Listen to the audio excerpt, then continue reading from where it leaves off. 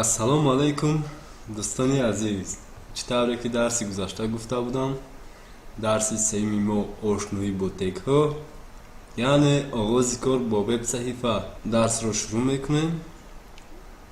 мафҳуми тег ин забони калимабандие мебошад ки чӣ гуна ҷойгир шудани объектро дар мурургар ё браузер нишон медиҳад. мо дар мизи корӣ папкаи бо дилхоҳном месозем. ман бошам номашро веб мегузорам.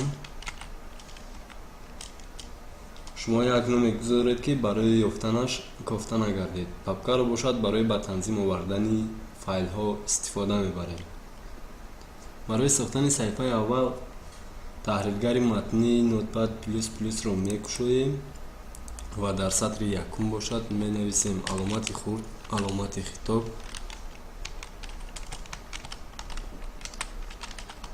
doctype, html, аломати калон. сатри дуюм мегузарем. тег html ро мекушоем. азбаски ин теги ҷуфт аст, боз ба як хати каҷ тегро мебандем. дохили теги html теги head ро мекушоем. ин тег ҳам бо як хати каҷ мебандем. дохили теги head боз теги title ро мекушоем. ин ҳам бо як хати каҷ мебандем. дохили теги html мешавем ва боз як теги дигарро менависем, теги body. бо як хати каҷ мебандем. акнун мо як қатор тегҳои ҷуфтро нависондем. чӣ хеле ки мебинед html, боз html ро бастем бо як хати каҷ, ин ки head ва боз бастемш бо як хати каҷ, body, title.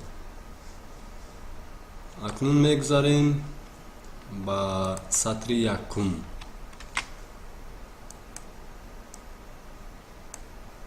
ин doctype ки мебинед чӣ вазифаро иҷро мекунад? яъне теги doctype ин намуди забон ё ҳуҷҷатро баён мекунад ва иттилооти асосиро ба браузер ё мурургар пешниҳод мекунад. дӯстони азиз, ин баъд браузерро мурургар номгирӣ мекунад.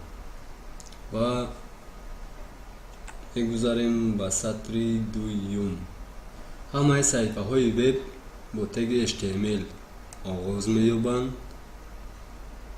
ва боз бо ҳамин теги html бо як хати каҷ ба анҷом мерасанд, яъне ба охир мерасанд.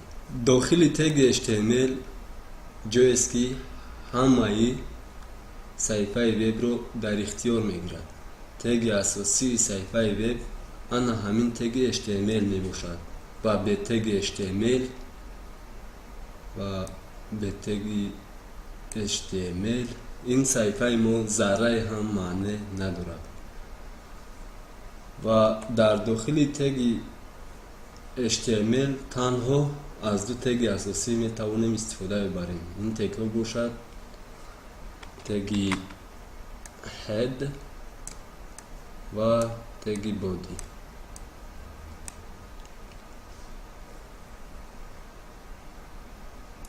ин ду тег бисёр тегҳои муҳим мебошанд.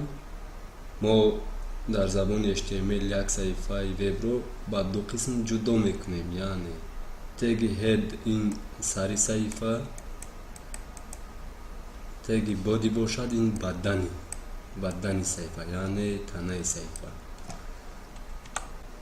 тегҳое ки дохили теги html мебинем, ин тегҳо фарзандони теги html мебошанд ва html бошад волидайни ин тегҳост. теги head теге мебошад ки иттилооти саҳифаи веб мо дар дохилаш захира мешавад ва барои истифодабаранда на он қадар намоиш дода мешавад. баъзеаш ба мисли тайтл, фавайкон ба истифодабаранда намоиш дода мешавад ва дигар намуди тегҳо барои муайян кардани нависандаи саҳифа, кодировкаи саҳифа, пайваст кардани css, javascript, jquery ва иттилооте ки барои мошинҳои ҷустуҷӯӣ кӯмак мекунад дохили ана ҳамин теги ҳед нависонда мешавад ва тегнависии хоси худашро дорад ва дар дарсҳои оянда насиб бошад дар ин мавзӯъ боз суҳбат мекунем. дохили теги ҳед теге бо номи тайтлро мебинем. теги тайтлро мебинем. ин ҳам бисёр муҳим мебошад. ба воситаи ин мо саҳифаи вебамонро номгузорӣ мекунем ва ба мо номи гузоштаамонро дар мурургар намоиш медиҳад. теги бодӣ бошад ҷузъи асосии саҳифаи веби мо мебошад. акнун тегҳое ки мо минбаъд менависем, аксарияти тегҳо барои сарлавҳа ё матн ё расм ва дигар тегҳое ки дар рафти кор мебинем дохили ана ҳамин теги бодӣ нависонда мешавад ва ба истифодабаранда дар мурургар намоиш дода мешавад. он тегҳое ки дохили теги бодӣ менависем. чӣ тавре ки дидед доир ба як қатор тегҳои ҷуфти html сухан гуфтем ва аз чӣ вазифаҳо иборат буданд ин тегҳои ҷуфти html. акнун мегузарем ба қисми дигар. солҳои пеш барои хабардор шудан аз хабарҳои гузаштаву дирӯзаву имрӯза мо аз рӯзномаҳо истифода мебурдем ва дар рӯзнома бошад як сарлавҳа, як матни дароз, чӣ хеле ки мебинед, як расм, калимаҳои зерашон хаткашидашуда ва қаламҳои ғафз, матнҳо бо қаламҳои ғафз, қалами каҷ дар рӯзнома дида мешуд. вақте ки саҳифаи веб ташкил шуд, хеле чизҳоро тағйир дод. яъне шумо метавонед ҳамон хабарро ба воситаи компютер, телефон дар саҳифаи веб бо ҳамон сарлавҳа, бо ҳамин матн, бо чунин расм, бо чунин қалам, бо чунин қалами каҷ, калимаҳои зерашон хаткашидашуда ва чизҳое ки дар коғаз дида намешуд, аммо дар саҳифаи веб ба мисли видео, расмҳои аниматсионӣ, сурудҳо ва чизҳое ки дар рафти кор ё дарсҳои оянда мебинем, дар веб саҳифа дида мешавад. акнун мо саҳифаамонро номгузорӣ мекунем. саҳифаи вебамонро номгузорӣ мекунем. омӯзиши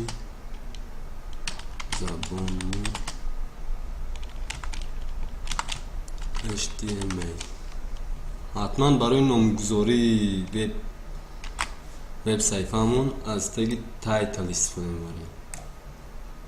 чӣ хеле ки дидед ман дохили теги тайтл саҳифаи вебамро номгузорӣ кардам ва ба менюи болоӣ файл сахранид мо ин ҳуҷҷатамонро сахранӣ мекунем. мизи корӣ папкаи сохташудаамонро меёбем ва номашро ҳатман индекс метавонед пасванди онро .html бинависем. метавонем бинависем ё ин ки индексашро менависему тип файлро интихоб мекунем. аз ин номгӯй истифода мебарем. аз ин ном истифода мебарем. hypertext markup language-ро пахш кардем ба тарзи худкор пасвандашро мегузорад. сахранид мекунем ва сахранид ки кардем баъд дохили папкаи сохташудаамон мерем. мебинем ки файли мо омода аст. ҳуҷҷати وب ما آماده شده است. حجت HTML دکمنت چه خیلی که ببینید و این حجت رو میکشیم با واسطه گوگل خروم و چه خیلی که میبینید داخل این صفحه من چیزی نیست، اما ما صفحه همون رو نامگذاری که کردیم در این قسمی بالایی چه خیلی که میبینید نامش در اینجا پیدا شد با مثل گوگل. چه خیلی که از گوگل رو میبینید اینش باشد فاوایکون است. در درس های آینده ما هم با جای این ایکون میتوانیم دلخواه رسمی دایر به همین موضوع یا درس رو گذاریم. اکنون ما چطور یک سرلوحه رو در صفحه وبمون نویسیم؟ در زبان HTML تگی هست با نام H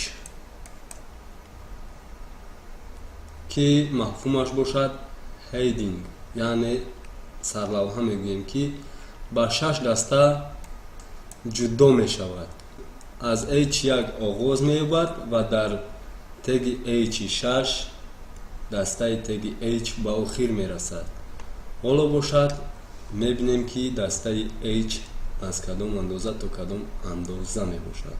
حالا باشد تگ H بسته تگ H رو می نویسیم.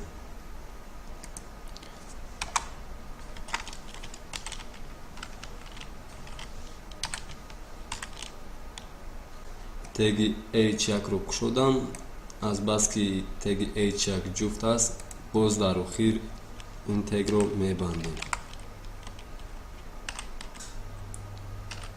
H1 و من نسخه برداری میکنم.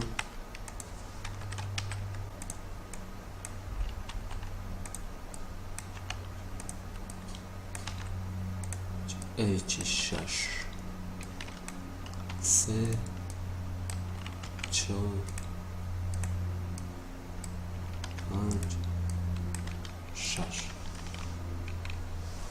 ما حجت همون رو ثبت میکنیم،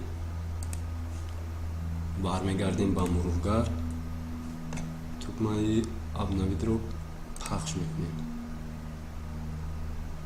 چطوری که میبینید H1 ما چنین اندازه دارد، H2 همون چنین، 3 چنین، دسته 4 چنین، 5 چنین، 6 چنین. شما میتوانید در سرلوحه های موضوعاتتون از دسته های تگ H استفاده ببرید موافق با صفحه وبتون. و من باشم از H2 تا H6 رو پاک میکنم و برمیگردم با مرورگر. چقدر که میبینید آغاز کار با وب صفحه. این بود موضوع درس امروزه ما. این بود دوستان عزیز درس سوم ما. سلامت باشید تا درس چهارم. خدا نگهبانتون باشد.